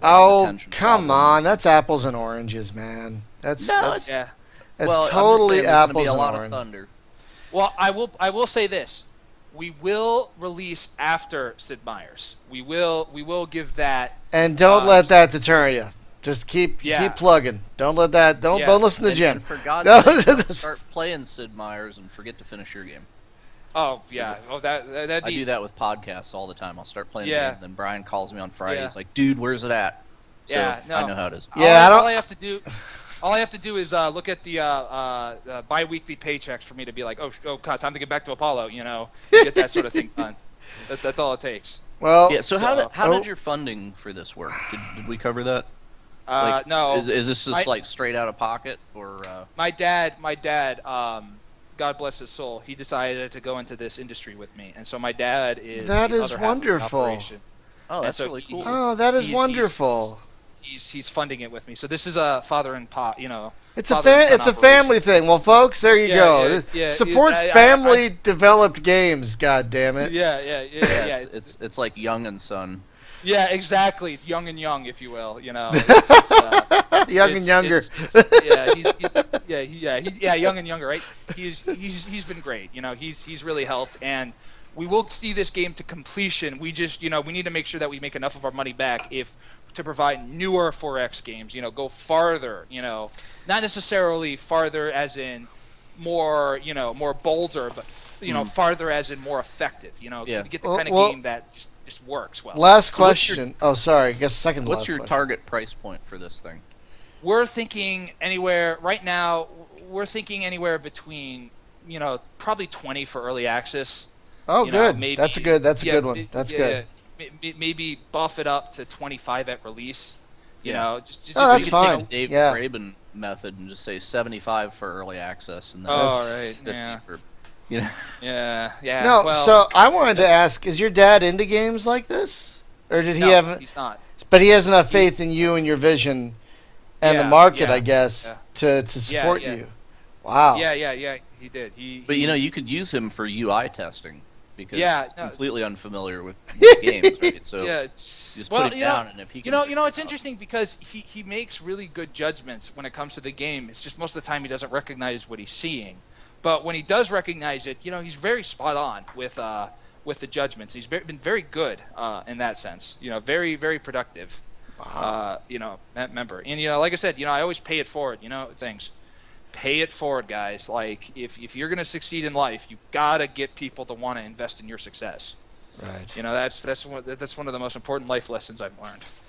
Well, we'll end on that note because it's been about 2 hours and I'm falling asleep. Yeah. So, Joseph, I want to thank you so much for joining us. This was very enlightening. This game looks really different and fantastic. And folks, keep an eye out for it on Gamersgate in about a month. Apollo4X. Dude, it's a game that we talked about for 2 hours, and I could still talk another hour. Yeah. So the reason why is because he started with the design first. And it's not like, I built this interface and everything, and now we got to shoehorn a game in here.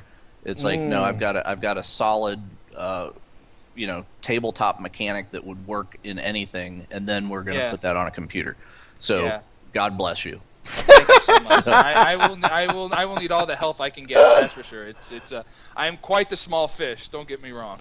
Well, we support the small and the large here. That's why I'm so happy. And you guys, I've been listening to your podcast, and honestly, to tell you the truth, I've been keeping you two in mind, as long as a few others, to how I can succeed, Because most people hear this show and then they really don't. So we try to keep people away from it until they're on. Yeah. No, I like I said, I really do think honesty will be a best policy going forward. Oh yeah, honesty and transparency. That's one of the beautiful things about all this early access is all the transparency and the honesty. That comes out of it. Yeah.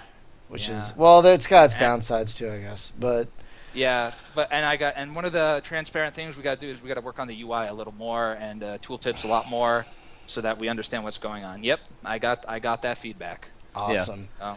By the way, that's not like your dad in the title screen of the game or anything. There is it? No, it's not. I've totally done that, man. But those are my dad is quite the ladies' man, but he didn't get by his looks, if you understand what I mean.